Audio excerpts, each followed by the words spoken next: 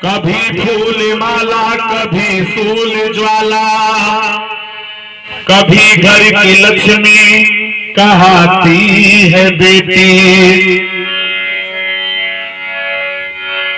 कभी कुल की मर्यादा ऊंचा उठाती, कभी बोझ नैया डुबाती है बेटी। तो लेकर के जन्म पराई की होती, कि लेकर के जन्म पराए की होती, विदाई में आंसू बहाती है बेटी। और माता पिता की उजड़ जाती बस्ती, सदा गैर का घर बसाती है बेटी। तो बिटिया की तरफ से पुरस्कार आया है हमारे प्रधान जी परम आदरणीय श्री वकील पासवान जी, नौरंग पासवान जी।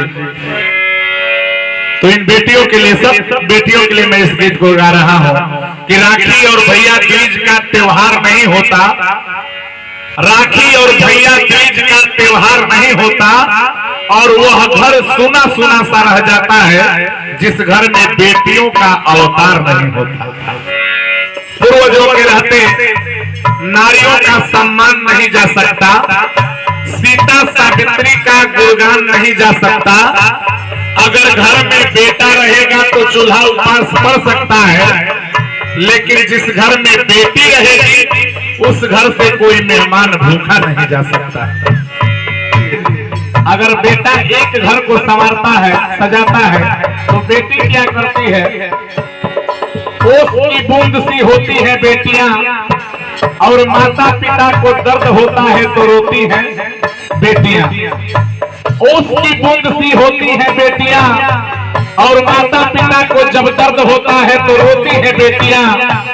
और घर में टूटे हुए खिलौनों से खेला करती हैं, जिद नहीं करती, फिर भी दुनिया वाले न जाने क्यों कहते हैं कि बोझ होती हैं बेटियां। ऐसे बेटियों पहले बेटी बन करके आती हैं, बहन बनती हैं, किसी की पत्नी बनती हैं, फिर किसी की माँ बनती हैं। कितने रिश्ते जुड़े हुए हैं इनसे। अपने मायके से ससुराल में जाकर के फिर किसी को नया जो है माता बनाती हैं, पिता बनाती हैं, कितना रिश्ता निभाती हैं। मेरे जख्मों पे चाहत की पट्टी कौन बांधेगा? अगर ये बहनें नहीं होंगी तो राखी कौन बांधेगा? मेरे जख्मों पे चाहत की पट्टी कौन बांधेगा?